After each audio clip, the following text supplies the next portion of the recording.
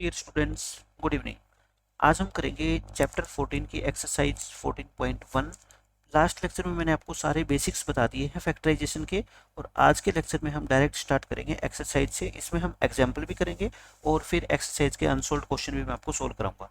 देखो, पेपर के अंदर ऐसा लिखा आएगा फैक्टराइज दिस, है ना। ये एक एक्सप्रेशन आपको दे रखी है, एल्जेब्रिक एक्सप्रेशन बोलते हैं इसको। फैक्टराइज करना है, ठीक है। तो फैक्टराइज करने का मतलब मैंने आपको क्या बताया था।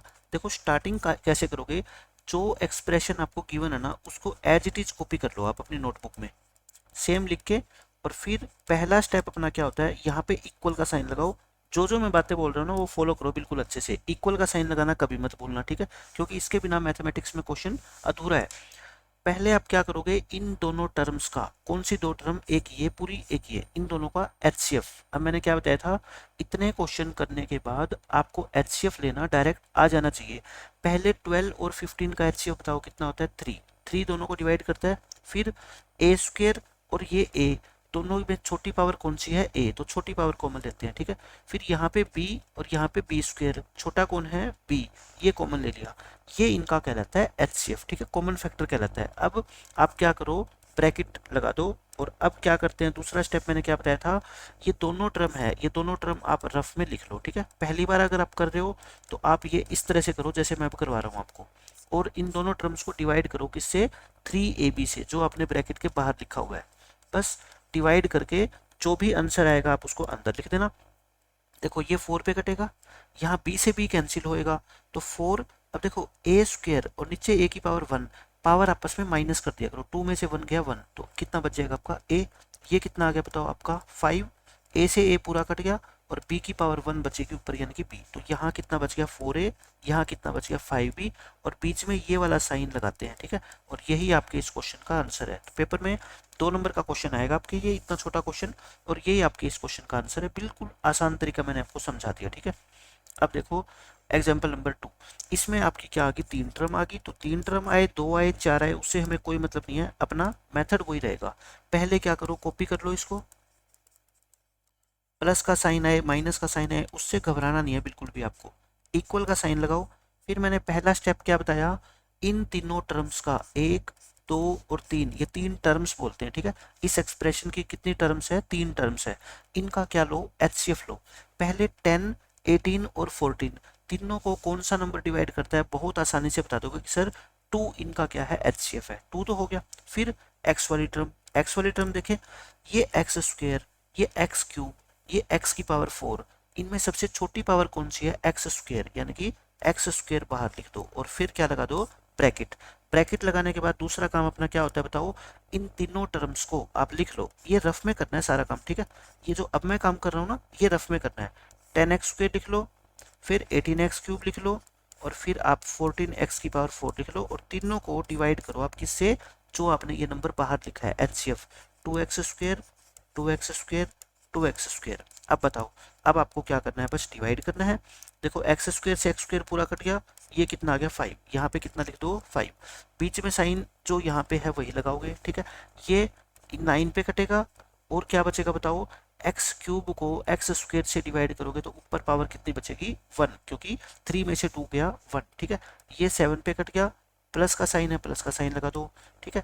अब बताओ, ऊपर x की पावर कितनी 4, नीचे कितनी 2, 4 में से 2 माइनस करोगे कितना आ गया एक्स स्क्वेयर। तो बस ये इस क्वेश्चन का क्या है, आंसर है। मैं बस आपको ये कहना चाहता हूँ, अगर ये डिवीजन आप मन में कर सकते हो यहाँ पे तो सीधा आंसर लिख दो, नहीं कर सकते तो जल्दबाजी मत करना, आप रफ में सोल्व कर लेना। ज़्यादा से ज़्यादा आपकी 30-40 सेकंड लगेगी, लेकिन क्वेश्चन कभी भी जो है ना आपका गलत नहीं होगा। अब देखो, इसको भी फैक्टराइज कर लेते हैं हम, सॉल्यूशन फर्स्ट पार्ट का। पहले कॉपी करो 12x प्लस में 36। मैंने क्या बताया था, पहले क्या करेंगे, सबसे पहले इक्वल का साइन। अपने आप से क्वेश्चन किया करो कि सबसे पहले क्या करना है, फिर आप खुद ही जवाब दो, इक्वल का साइन लगाएंगे। उससे मैथमेटिक्स आपका क्या है, अच्छा होने लगेगा, और उसको रिप्रेजेंट करने का तरीका अच्छा आ जाएगा। क्वेश्चन को सिर्फ सोल्व करना काफ़ी नहीं होता बोर्ड एग्जाम में, उसको आप अच्छे से रिप्रेजेंट करो, अपनी चीज़ को अच्छे से लिखो, राइटिंग अच्छी होनी चाहिए। जो मैथमेटिक्स के सिंबल होते हैं उनको यूज करना सीख जाओगे आप, ठीक है। तो देखो, हम क्या लेंगे, एचसीएफ लेंगे। 12 और 36 को कौन सा नंबर डिवाइड करता है, सारे बच्चे बता देंगे 12 करता है, क्योंकि 12 1 जा 12 3 जा होता है, ठीक है। अब यहाँ पे x है, लेकिन इधर कोई x की टर्म नहीं है, तो टर्म नहीं है तो बस x की तरफ आप ध्यान ही मत दो, सीधा क्या लगा दो, ब्रैकेट लगा दो। अब मैंने क्या कहा था, इसके बाद डिवाइड करेंगे, दोनों टर्म को लिख लो 12x और 36, इसको आप इस 12 से डिवाइड करोगे दोनों को, ठीक है। तो यहाँ कितना आ गया, x बच गया और यहाँ कितना बच गया 3, ये x और ये 3 और बीच में साइन क्या है प्लस, अपने भी क्या लगा दो प्लस, और ये इस क्वेश्चन का क्या है आंसर है। अब देखो सेकंड पार्ट, सेकंड पार्ट में पहले क्या करो, इसको कॉपी करो, पहले मैंने कॉपी कर लिया, फिर इक्वल का साइन लगाएंगे। अब मैंने क्या बताया था आपको, पहले 22 और 33 का HCF 11 इन दोनों को डिवाइड करता है, 11 लिख दिया। अब बच्चे यहाँ पे कंफ्यूज होते हैं, ये y है और ये z है, मुझे बताओ y और z कोई एक जैसे थोड़े है, ठीक है। तो इन दोनों में कुछ भी कॉमन नहीं है, तो बस आप यही क्या कर दो, ब्रैकेट लगा दो, और फिर इसके बाद क्या होता है, इन दोनों टर्म्स को लिख लो रफ में, ये रफ में करना है सारा काम, ठीक है। और इसको डिवाइड करना है आपको किससे, 11 से, 11 से, 11 2 जा 11 3 जा, यहाँ कितना बच गया 2y और यहाँ कितना बच गया आपका 3z, और बीच में साइन कौन सा लगाते हो, जो यहाँ पे साइन है वो यहाँ पे लगाते हैं। ये इस क्वेश्चन का आपका क्या है आंसर आ गया। अब देखो इसका थर्ड पार्ट, थर्ड पार्ट के अंदर बिल्कुल सेम वही है, फैक्टराइज करते हैं हम। पहले क्या करेंगे, कॉपी करेंगे, ठीक है, 14pq और प्लस 35pqr, इक्वल का साइन लगाओ, एलसीएम लो, सॉरी एचसीएफ। 14 और 35 को कौन डिवाइड करता है, 7, 7 एक ऐसा नंबर है जो 14 को भी पूरा पूरा डिवाइड कर देगा और 35 को भी। फिर देखो यहाँ पे P है, यहाँ पे भी P है, तो P कॉमन ले लो, यहाँ पे Q है, यहाँ पे भी Q है, Q कॉमन ले लो, लेकिन यहाँ पे R है लेकिन यहाँ पे नहीं है, तो बस एक टर्म में कोई नहीं हो मान लो वेरिएबल, तो उसको वहीं छोड़ दो, ब्रैकेट लगा दो। अब क्या करो, उसके बाद रफ वर्क करो, 14pq और 35pqr, और इन दोनों को डिवाइड करो किससे, 7pq से, 7pq 7pq डिवाइड करके बताओ मेरे को आंसर कितना आएगा। आप कहोगे जी ये 2 पे कट गया, ये pq से pq पूरा कैंसिल हो गया, तो क्या बच गया 2, प्लस का साइन लगाओ। फिर देखो 7 5 जा, ये p से p कट गया, q से q कट गया, ऊपर क्या बच गया r, यानी कि 5r, और बीच में प्लस का साइन लगाई दिया मैंने, और ये इस क्वेश्चन का क्या है आंसर है, ठीक है। तो ये तीनों क्वेश्चन आपकी प्रैक्टिस के लिए थे, बहुत आसान क्वेश्चन थे। अब हम करते हैं एक्सरसाइज 9.1। एक्सरसाइज 9.1 का पहला क्वेश्चन जो है ना, आपको क्या बताने हैं, कॉमन फैक्टर्स बताने हैं। 10 क्वेश्चन यानी कि 10 पार्ट आपको दे रखे हैं। कॉमन फैक्टर कैसे ढूंढते हैं, देखो पहला पार्ट करता हूं मैं, 12x एंड 36। जैसे अभी आपने इतने सारे क्वेश्चन में कॉमन फैक्टर ढूंढा है ना, जो बाहर लिखते थे आप, वही कॉमन फैक्टर होता है, ठीक है। तो कॉमन फैक्टर के लिए क्या करते हो बताओ मेरे को, आप इस 12 और इस 36 का पहले आप क्या लो, HCF low, HCF of 12 and 36 कितना होता है, 12 होता है ना। अच्छा x तो यहाँ पे है लेकिन यहाँ पे नहीं है, तो बस उसको तो आपको देखना ही नहीं है, तो बस आपका कॉमन फैक्टर जो इस क्वेश्चन में पूछा गया है वो कितना आएगा, आपका 12 आएगा, ठीक है। और क्वेश्चन हो गया आपका खत्म। अब देखो इसी क्वेश्चन का सेकंड पार्ट, सेकंड पार्ट में आपको क्या कहता है, 2y एंड 22xy, आपको क्या ढूंढना है, कॉमन फैक्टर। अब मैं डायरेक्ट लिखूंगा, ठीक है, कॉमन फैक्टर पेपर के अंदर भी आपको ऐसे लिखना है, कॉमन फैक्टर। देखो तरीका क्या होता है कॉमन फैक्टर का, HCF, इन दोनों टर्म्स का HCF लेना है आपको। 2 और 22 का HCF कितना होता है 2, यहाँ पे y है, यहाँ पे भी y है, तो y कॉमन आ गया। यहाँ x है लेकिन इधर तो x है ही नहीं, मैंने क्या कहा था, चाहे मान लो 3 टर्म है, उनमें से 2 में x मौजूद है और एक में नहीं है, तो आप उसको इग्नोर कर दो। आप x को बोलो हम आपकी तरफ ध्यान ही नहीं देंगे क्योंकि आपको तीनों में आना चाहिए था, ठीक है, तो बस छोड़ दो। ये आपका क्या आ गया, आंसर आ गया, क्वेश्चन खत्म। देखो थर्ड पार्ट, थर्ड पार्ट के अंदर आप ये लिख लो 14pq एंड 28p² आपको क्या लिखना है, इनका कॉमन फैक्टर। तो यहाँ पे क्या लिखो आप, कॉमन फैक्टर। जो चीज़ें मैं जैसे लिख रहा हूँ ना वैसे वैसे लिखने की आदत डालो, इक्वल टू का साइन लगाओ। 14 और 28 में कॉमन क्या है 14, क्योंकि 14 की टेबल में दोनों आते हैं, ठीक है, 14 हो गया। फिर यहाँ पे p है, यहाँ पे p² है, छोटी पावर p की पावर 1 यानी कि p, यहाँ पे q है, यहाँ पे q² है, छोटा कौन है q, तो 14pq इस क्वेश्चन का क्या आ गया, आपका आंसर आ गया। इतने सारे क्वेश्चन है ना प्रैक्टिस के लिए कि आपको याद हो जाएंगे सब कुछ। ये लिखो आप 2x, ये 3x² एंड 4। अब देखो तीनों के अंदर आपको कॉमन फैक्टर ढूंढना है, तीनों के अंदर आपको क्या ढूंढना है, कॉमन फैक्टर। मैंने आपको क्या बताया, पहले नंबर्स में ढूंढो 2 3 4, फिर 2 3 और 4 का आप HCF निकालोगे, कौन सा नंबर है जो तीनों को डिवाइड करेगा? कोई भी नंबर नहीं करता। अगर कोई नहीं करता तो हम क्या कहते हैं? 1 इनका एचसीएफ है, ठीक है। अब आप मेरे को बताना, यहाँ पे x की टर्म है, यहाँ पे भी है, यहाँ कहाँ है ही नहीं। और मैंने क्या कहा था, 3 टर्म आ जाए, दो में चाहे x हो, तीसरी में नहीं है ना, तो x को क्या कर दो? इग्नोर कर दो। तो कॉमन फैक्टर अपना कितना होगा? 1। कई बच्चे इसको 0 लिख देते हैं, ठीक है। एचसीएफ कभी भी दो नंबर का 0 नहीं होता। मिनिमम एचसीएफ कितना होता है आपका? 1 होता है, ठीक है। जब कोई भी नंबर डिवाइड नहीं करता तो हम कहते हैं 1 तो डिवाइड करता है ना तीनों को, तो इसलिए हम एचसीएफ को 0 नहीं बोलते कभी भी, कितना बोलते हैं? 1 बोलते हैं। अब देखो आपका फिफ्थ पार्ट।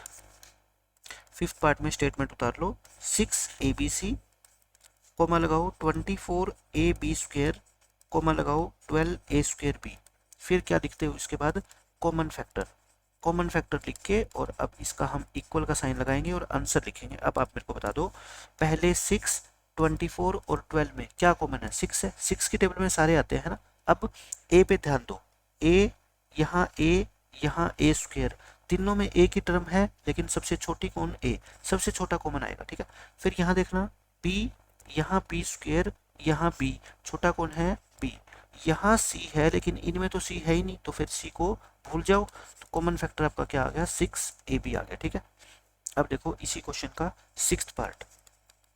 सिक्स पार्ट में आप लिख लो 16x³ coma -4x² coma 32x। ये जो माइनस का साइन है ना, आप इसको इग्नोर कर दो, आप इस पर ध्यान ही मत लगाओ, ठीक है। बस बाकी सारी चीज़ों को देखो। कॉमन फैक्टर कैसे निकालते थे हम? देखो पहले 16, 4 और 32, 4 तीनों को डिवाइड करता है, ठीक है। फिर x² x³ तीनों में है x की टर्म, लेकिन सबसे छोटी पावर कौन है? x। तो 4x इस क्वेश्चन का क्या आएगा? आपका आंसर आ जाएगा। देखो नेक्स्ट क्वेश्चन, ये लिख लो आप तीनों टर्म, सेवंथ पार्ट है इसका, ठीक है। 10pq coma 20qr coma 30rp। देखो कॉमन फैक्टर ढूंढना है आपको, तो कॉमन फैक्टर कैसे ढूंढोगे? आप पहले मेरे को ये बता दो कि 10, 20 और 30 ऐसा कौन सा नंबर है जो तीनों को डिवाइड करता है? बहुत आसानी से कोई भी बच्चा बता देगा, 10, ठीक है। अब यहाँ पे p है, यहाँ पे p है ही नहीं, आपको देखना ही नहीं है कि यहाँ है कि नहीं। मैंने क्या कहा था, अगर p को कॉमन लेना है तो उसको तीनों में आना जरूरी है। जब यहाँ पे है और यहाँ पे नहीं है, तो इसका कोई मतलब ही नहीं है, यहाँ हो चाहे ना हो, है ना, तीनों में तो नहीं आएगा। p को क्या कर दो? छोड़ दो। q देखना, यहाँ पे है और यहाँ पे q नहीं है, तो q को भी छोड़ दो। r यहाँ पे है, यहाँ पे नहीं है, छोड़ दो बस। तो 10 हमारा क्या आ गया इस क्वेश्चन का? Common factor. कॉमन कोई कब आता है? जब वो तीनों को डिवाइड करे, या तीनों जगह वो मौजूद होना चाहिए, ठीक है। अगर 3 में से 2 जगह है, एक जगह नहीं है, तो फिर उसको हम इग्नोर कर देंगे। अब देखो इसका लास्ट पार्ट, ये मैं लिख नहीं रहा, यही समझा देता हूँ आपको। क्या लिखेंगे? सीधा बस कॉमन फैक्टर। कॉमन फैक्टर क्या होगा बताओ? पहले आप कहोगे 3, फिर 10 और फिर 6, इन तीनों में कॉमन क्या है? कुछ भी कॉमन नहीं है भाई। 3 छोटे बच्चों की तरह मैं आपको समझाता हूँ, 3, 10 और 6 का आपको मैं कह दूँ एचसीएफ निकालो। क्या ऐसा नंबर है जो तीनों को डिवाइड करता है? कुछ भी नहीं है। तो कुछ भी नहीं होता तो क्या लिखते हैं? 1 तो लिखते हैं। फिर देखो x², x³ x², छोटा कौन है? x², ठीक है। फिर y पे ध्यान दे, y³ y की पावर 2 और y की पावर 2, छोटा कौन है? y की पावर 2। z तो बस इसमें है, बाकी तो है ही नहीं, तो छोड़ दो z को। आंसर कितना आ गया अपना? x² y², क्योंकि 1 से मल्टीप्लाई करेंगे इसकी तो वो कोई फर्क नहीं पड़ता, ठीक है। तो ये आपका फर्स्ट क्वेश्चन कंप्लीट हो गया। आई थिंक आपको अब अच्छे से समझ आ गया होगा कि कॉमन फैक्टर कैसे निकालते हैं। अब सेकंड क्वेश्चन में आपको क्या लिखाएगा? Factorise the following. कर लेंगे फैक्टराइज, हमने किया है इतना सारा काम। बस फैक्टराइज में क्या होता है? बीच में प्लस माइनस का साइन होता है, बाकी काम वही है कॉमन फैक्टर निकालने वाला, ठीक है। अब देखो 7 और 42 में कॉमन क्या होता है? 7, 7 होता है। फिर यहाँ पे x है और यहाँ नहीं है, तो फिर x को तो भूल ही जाओ बस। फिर क्या करते हैं आप? रफ में 7x को और 42 को लिख लो, और दोनों को किससे डिवाइड करो? 7 से। ये 7 से 7 कट गया, क्या बच गया? x, और ये कितना बच गया? 6, और बीच में साइन क्या है? माइनस, और ये इस क्वेश्चन का क्या है? आंसर है। अब देखो इसका सेकंड पार्ट। सेकंड पार्ट में क्या कहता है? 6p माइनस के 12q। देखो पहले 6 और 12 में कॉमन क्या है? 6 है ना। यहाँ पे p है और यहाँ पे q है, मतलब दोनों अलग अलग है, कॉमन है ही नहीं, तो बस ब्रैकेट डाल दो। फिर रफ में, ये रफ वर्क है, ठीक है ना, ये मैं जो कर रहा हूँ ना, दूर करता हूँ जो क्वेश्चन से, इसका मतलब मेरा क्या होता है? रफ वर्क है। आपको रफ में ही करना है ये, ठीक है, एग्जामिनर को नहीं शो करना ये। और ये कितना है? 12q। और इन दोनों को 6 से क्या कर दो डिवाइड, 6 से 6 कट गया, यहाँ क्या बच गया p, यहाँ क्या बच गया आपका 2q, और बीच में साइन ये माइनस है तो ये भी माइनस आएगा। ठीक है, आंसर आ गया आपका। अब देखो क्वेश्चन नंबर 3, थर्ड पार्ट इसका ये वाला, 7a² प्लस 14a। आसान सा क्वेश्चन है। 7 और 14 में से कॉमन क्या है बताओ, 7। ठीक है, फिर a² और a में से छोटी पावर कौन है, a। अब क्या करो रफ वर्क में, 7a² लिखो, ये ऊपर वाली दोनों टर्म, ठीक है, एक जगह लिखो 14a, दोनों को क्या करो डिवाइड, किससे, 7a से। बताओ 7a से डिवाइड करोगे दोनों को, ये 7 से 7 कट गया, a की पावर ऊपर 2 नीचे 1, 2 में से 1 गया 1, यानी कि a। ठीक है, यहाँ a से a कट गया, 7 2 जा तो कितना बच गया 2, और बीच में साइन कौन सा, प्लस का। ये इस क्वेश्चन का आंसर है। अब देखो इस क्वेश्चन का फोर्थ पार्ट में आपको क्या कहता है, लिख लो माइनस के 16z और प्लस के 20z³। आप है ना माइनस के साइन को अपने दिमाग में रखो ही मत, ठीक है, वो तो जैसा साइन है वैसा आ जाएगा। पहले आप देखो 16 और 20 में कॉमन क्या है बताओ, 4 है, और z और z³ में छोटी पावर किसकी है, z की। फिर क्या लगा दो, ब्रैकेट। ब्रैकेट लगाने के बाद क्या करते हैं, देखो साइन को मत लिखो, 16z लिखो और एक 20z³ लिखो, और इसको डिवाइड करो किससे, 4z से, जो बाहर लिखा हुआ है। ठीक है, डिवाइड कर दो, z से z कट गया, ये बच गया 4, 4 लिख दो, ये आपका 5 पे कटेगा, और आपकी z की पावर कितनी बचेगी 2, क्योंकि 3 में से 1 माइनस करेंगे ये। तो देखो साइन यहाँ पे माइनस है तो यहाँ पे भी क्या आएगा माइनस, फिर प्लस है तो यहाँ पे भी क्या आएगा प्लस।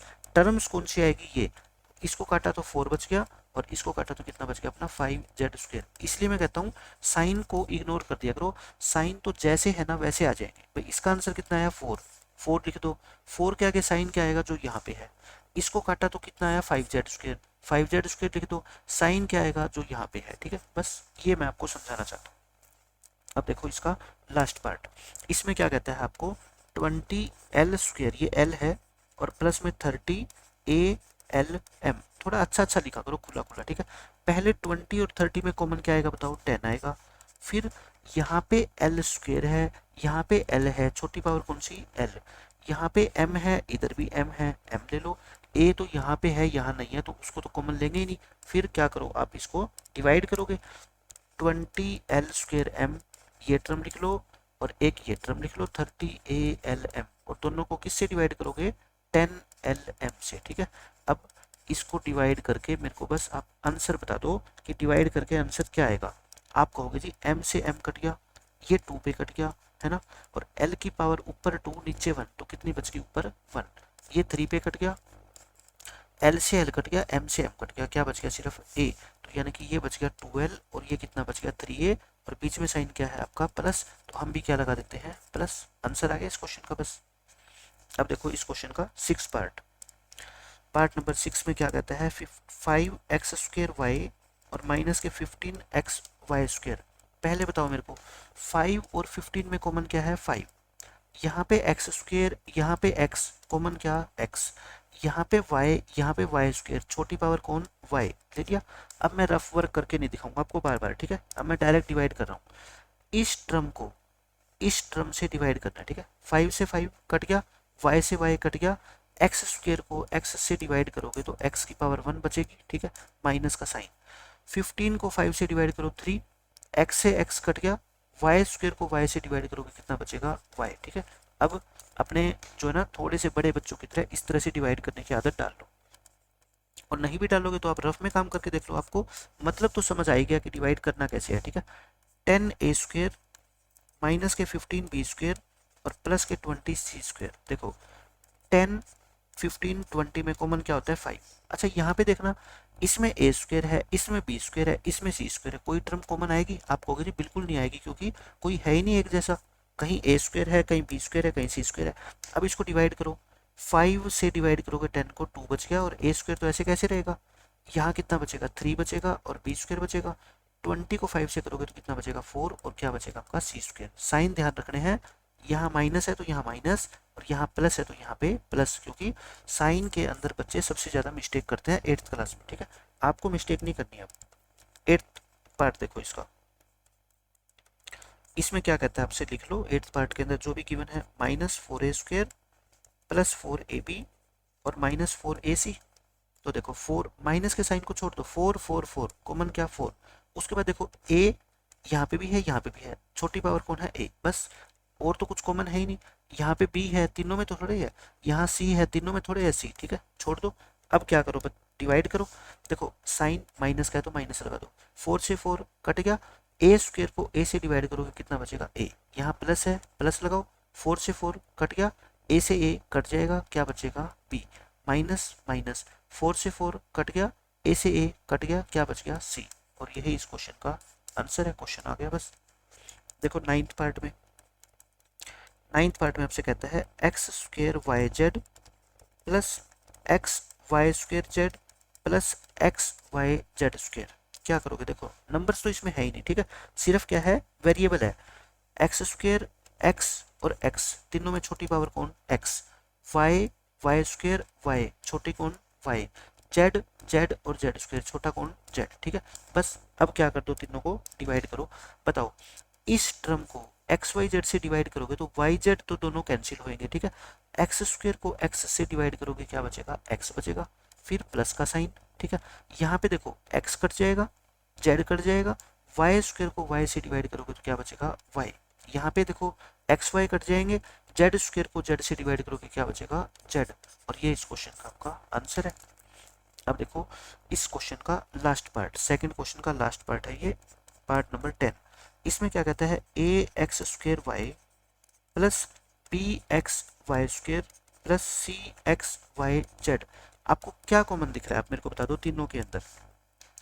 देखो ए तो यहाँ पे है, तीनों में तो है नहीं, है ना, तीनों में जो चीज़ नहीं है उसकी तरफ तो आप ध्यान ही मत दो।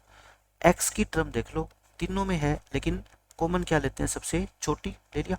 फिर वाई को ध्यान करो, यहाँ भी है यहाँ भी है यहाँ पे भी है, वाई की छोटी पावर है। अब बाकी को ध्यान देने की जरूरत नहीं है, क्यों, क्योंकि बाकी चाहे इन दोनों में हो, इसमें तो नहीं है ना, बस आप पहली टर्म के अकॉर्डिंग चला करो, ठीक है, ब्रैकेट लगा दो बस सीधा।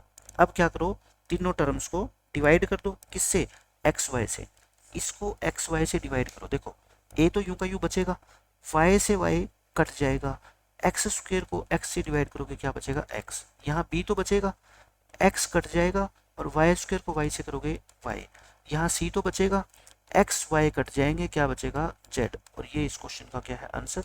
बस इस तरीके से आपको सोचना है, डिवीजन आनी चाहिए, वो अगर आप मन में कर सकते हो तो बहुत ही अच्छी बात है, नहीं कर सकते तो देखो ए एक्स स्क्वेयर वाई को आप रफ में डिवाइड किया करो, किससे एक्स वाई से वाई कट गया, ए बच गया ऊपर एक, तो ऊपर x की पावर 2 नीचे 1, तो 2 में से 1 माइनस करोगे तो ऊपर कितनी बचेगी 1, और x की पावर 1 को हम x ही लिखते हैं, x की पावर 1 नहीं लिखते, जनरल अंडरस्टैंडिंग है ये बच्चों की। तो ये हमारे एक्सरसाइज के पहले 2 क्वेश्चन थे, मैंने आपको पूरे करवा दिए, दोनों के 10-10 पार्ट, ठीक है। जो थर्ड क्वेश्चन है अब उसका नया तरीका है और वो हम करेंगे नेक्स्ट लेक्चर के अंदर। तो मिलते हैं नेक्स्ट लेक्चर में, बाय बाय, टेक केयर।